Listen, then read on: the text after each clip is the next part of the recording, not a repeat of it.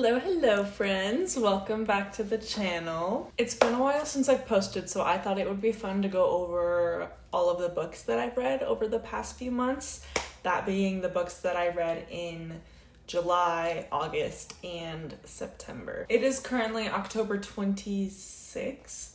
It's not quite time to go over my October reads, but the next reading update will be in January when I talk about my October, November, December reads. So grab yourself a snack, grab yourself a drink, get cozy. I have a feeling this video is going to be quite long because I have quite a lot of books to talk about. I have myself a Celsius. I am not much of an energy drink girly, but my sister gave me this, so I'm gonna crack it open if I can. And oh my gosh, this actually brings me back to summer last year. I was drinking these all the time, and I say I'm not an energy drink girl, but I mean that now. I used to drink a lot of energy drinks. We have quite a lot of books to go over, and if you see me looking off to the side, I have all of my books lined up in order with the ratings I gave them, just for ease and reference. I think we should definitely get started because we have a lot to talk about. So the first book I read in July was a actual audiobook. I had this on my Kindle, but I didn't physically read this. The first book was A Ballad of Songbirds and Snakes by Suzanne Collins, and I gave that book 5 stars. I feel like I don't even need to go over it because it's just so well known and so often talked about, but you're following the 10th annual Hunger Games. This is a prequel to the original trilogy, and you're following both a young President Snow and the tribute he's mentoring, Lucy Gray. And this was a delightful audiobook. I loved the book. I loved the narration. Oh my gosh. Obviously, a lot happens, and I'm not going to spoil it, but it's not necessarily a happy ending. This is President Snow we're talking about, so you get the idea. I'm totally obsessed with Lucy's character. I love everything about her, and just Suzanne Collins writes a really good story, and I don't have much to say other than that. Next book is the first physical book that I have. I read the much loved A Court of Thorns and Roses by Sarah J. Maas. 19-year-old huntress Feyre kills a wolf in the woods. A terrifying creature arrives to demand retribution. Dragged to a treacherous magical land she knows about only from legends, Feyre discovers that her captor is not truly a beast, but one of lethal immortal fairies who once ruled her world. At least he's not a beast all the time. As she adapts to her new home, her feelings for the fairy Tamlin transform from icy hostility into a fiery passion that burns through every lie she's ever been told about the beautiful, dangerous world of the Fae. But something is not right in the fairylands. An ancient, wicked shadow is growing, and Feyre must find a way to stop it or doom Tamlin and his world forever. I personally got through it with the help of an audiobook, but I did also physically read it, and I just am not a huge fan of ACOTAR. I actually got to the second book, A Court of Mist and Fury, and I DNF'd the series. So, not for any particular reason, but also I do have a couple of reasons. I don't like the whole falling in love with the captor thing. It really creeps me out, and I couldn't really get behind the romance. I just didn't really enjoy the content. And that's okay. It's just not for me. And I really tried. I originally read this, I think in January, and then I decided to DNF it until July. So I really tried this series. I just didn't like it. After ACOTAR, I moved on to a different genre, A Ministry of Time by Kayleigh Bradley, and actually listened to the audiobook and read this on Kindle. It's funny because I actually can't remember the main character's name, but I can remember the side character, Commander Gore. Oh yeah, I was gonna say I can't remember the main character's name, but it appears the main character is unnamed on purpose. So he's assigned to watch an expat from another time, essentially, and be his connection to modern day and basically like rehabilitate him into modern times. There's a little bit of romance, there's a little bit of action, there's a little bit of a lot. There's some magic, there's some time travel, it's just fun. It's a lot of fun. And I gave it 5 stars because it was just so exciting. I thought it was super interesting reading about Gore in modern time and the dynamic between him and the narrator and the relationship that develops there. And yeah, after I read The Ministry of Time, I started my reread of Miss Peregrine's Home for Peculiar Children, and I gave this, I gave it 5 stars. I think most of that was for nostalgia's sake, but we are following Jacob. He travels to an island in, I believe, Ireland, and he finds a home for peculiar children in a time loop. Basically, he goes back in time, and he meets a group of peculiar children that his grandfather used to know before he passed, and it's a fun little, I think that this is considered middle grade, or I don't even think this is YA, but I read this in middle school and it was really fun. So I reread this and I gave it 5 stars. And then I proceeded to read the next 3 books. Well, I guess the next 2 books. I didn't finish the one after that. I read Hollow City by Ransom Riggs, and I gave this one 3.75 stars. I can't really talk much about this without spoiling it, but I feel like it's not a huge deal since this is such an old book. But the story continues with the group of kids, and then after that, I read the 3rd one, Library of Souls, which got a little bit crazy. I actually, towards the end of the book, was reading things that I did not remember from my first read at all, and that was really fun. So exciting stuff. That one got 3.5 stars. The next book that I read in July was a Kindle/audiobook. It was part of Jack Edwards' Fable Book Club, Evenings and Weekends by Oisin McKenna. We're following a group of characters in London, and they're all kind of intertwined in different ways. They all come together in the story at some point, and it's not necessarily a happy story. I feel like there's a lot of tension, a lot of like negativity going on throughout this book. And oh yeah, one of the main plot points is that there's this whale that's beached like on the shore and they're like all going to see this whale on the beach at a different point in time. I gave Evenings and Weekends 5 stars. I thought it was a very moving book. I had saved a few different quotes. I wish I could go back and find the quotes, but I don't think I have them saved anymore. My last book of July was a Kindle read, and that was A Mastery of Monsters by Lizelle Sambury. And that was a book that I had been waiting for quite a long time. We're following August and Virgil. This is like kind of a fantasy-ish, magical-ish, horror-ish. I don't necessarily know how to describe the genre here. There's a lot going on in this story. There's a competition she's competing in. She partners up with Virgil, basically trying to save his life and her life. And she's also looking for her brother Jules, who goes missing and has something to do with this organization that Virgil is in. Anyway, it's a fun little monster, dark academia kind of Hunger Games-ish, trial-esque type of read. I gave it 4.5 stars. I thought it was pretty good. And yeah, that was all for July. That was a total of 8 books. For the month of August, I read 9 books, and I started out with The Secret History by Donna Tartt.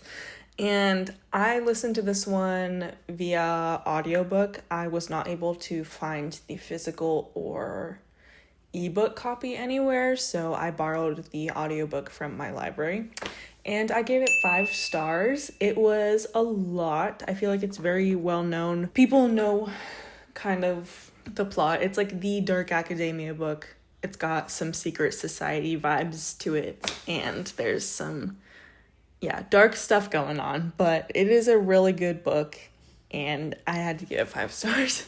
Next, I have the physical copy of this one. I read Lightlark by Alex Astor. This was actually my second time reading this one as well. Same time that I read ACOTAR the first day and second time. In this book, we're following Isla. She is a ruler of... She is the ruler of Wildling, and each ruler has a curse. Her curse is that she has to eat hearts to survive. All of the wildlings do. Essentially, every 100 years, the island of Lightlark appears, and the rulers have 100 days to basically host these games to compete against each other and break the curse. You know, one ruler has to die to break the curse, and they spend the whole second half of the competition trying to kill each other. I gave this book 3 stars. If you can tell, I am not a huge fan of the romantasy genre. I just don't love romantasy. I really gave it a shot. I tried twice to read these books, and I don't like them. So that's all I'm going to say. I don't really have much to critique other than I just didn't really like it.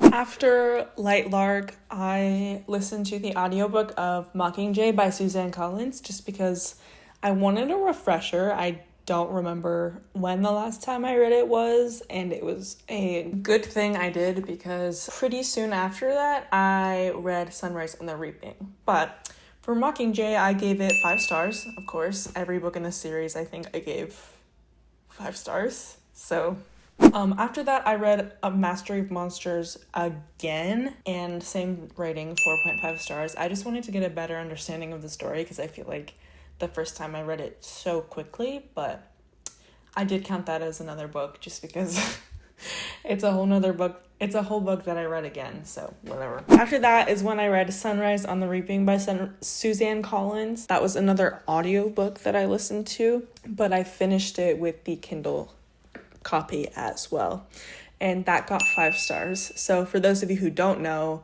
Sunrise on the Reaping follows Haymitch, and I think it's the 50th Hunger Games, and it's double the tribute. So instead of 2 from each district, it is 4 tributes from each district, and they go to this arena that is very beautiful. Everything is like very enticing, I guess you could say, but quickly they find out most of it is very deadly.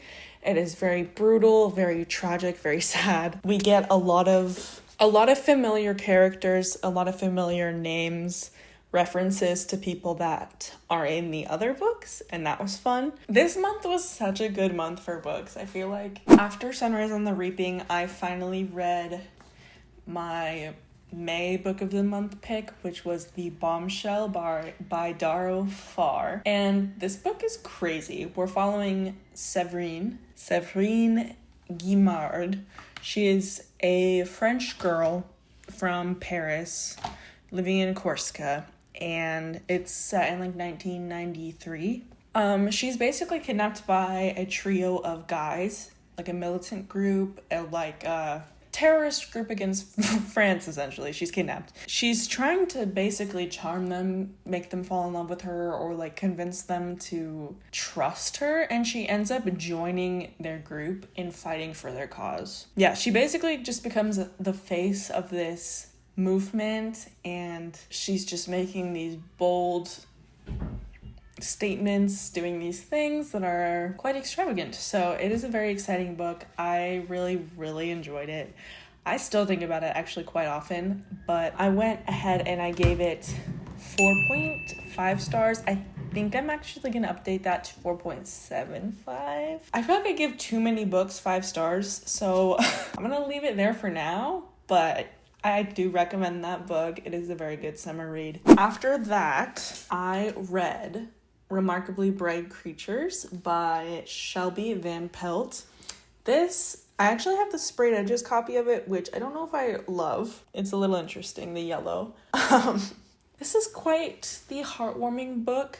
We're following Tova. She's the night janitor, basically, at this aquarium. We also get these chapters from the octopus, Marcellus, who is also at the aquarium. Slowly throughout the novel, we learn more about Tova, we learn more about her life, Marcellus, and then soon another character who we're introduced to a little bit later, who is somehow connected to Tova. And it is, like I said, quite the heartwarming story. I really enjoyed I'm not gonna say love interest, but like kind of love interest for Tova.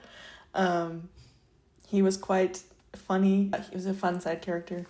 This one I gave 3.5 stars. I didn't love it. I thought it was maybe a little bit flat. There wasn't a ton going on, and I kind of predicted the connection between the second character that pops up later in the book. It's a cute story. It's still good if you want to read it. I'm not going to say don't read it. It's cute. After that, I read Wilder Girls by Rory Power. And this is one of the books that I don't really remember much about the plot. I just know that I didn't like it, and I gave it 2.5 stars. After that was the Book of Cold Cases by Simone St. James. I also don't remember this plot, but I gave it 3.5 stars. After that, we're moving on to September. I read 11 books. So the first book of September was The Only One Left by Riley Sager. This is following a character who is a caretaker. She goes to care for the surviving family member in basically this like big murder that happened at the house. She starts to uncover things about the mystery. Some crazy things happen. It's a thriller. It's very good. I gave it 4.25 stars. I really enjoyed it. I don't want to give you too many details because I don't want to spoil it, but that was quite the good book. After that, I read Beautiful Ugly by Alice Feeney. This was a library book that I picked up. It's following a character who, he's a writer, and his wife goes missing one night. He decides to go to a little island, and he thinks he sees her there, and he's there to write. His, I think, publisher sends him to this island so he can be inspired to write again.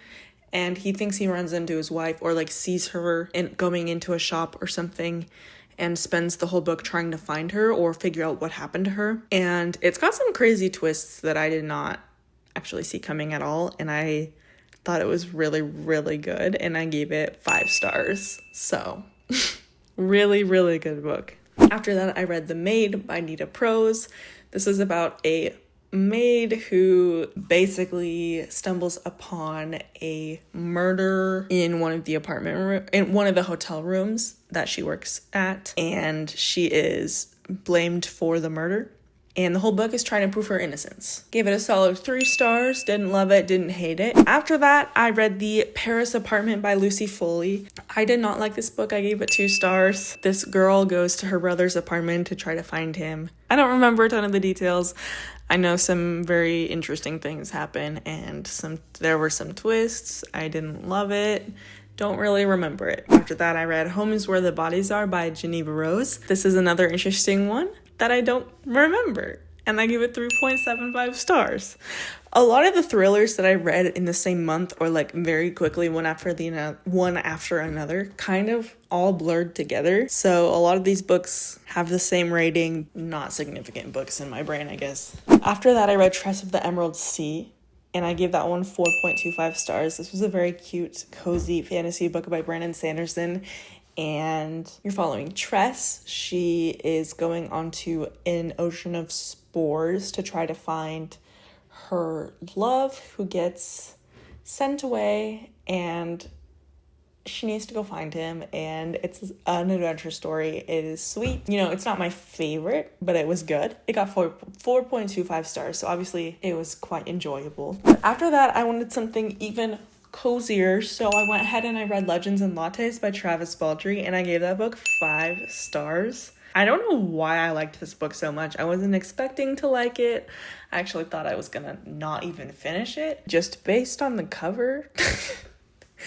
You're following like an orc. She goes to open a cafe. She gets help from another creature / girl. There's some antagonistic elements happening that are actively working against her shop, and it's basically just like a cozy story about a basically ex-criminal trying to change her ways and build this shop, and it's very sweet, and I loved it. Got 5 stars. After that was Fable by Adrienne Young. This one we're following Fable. She was abandoned by her father, and she's working to leave an island that she was left on. She finds her way onto a ship and starts working for them, and it's this basically adventure story, and it got 3.5 stars. Next, I read 2 books that were in a series together. I actually have all 12 of these books, and I have read all of them, but I read them quite a while ago, so I wanted to reread at least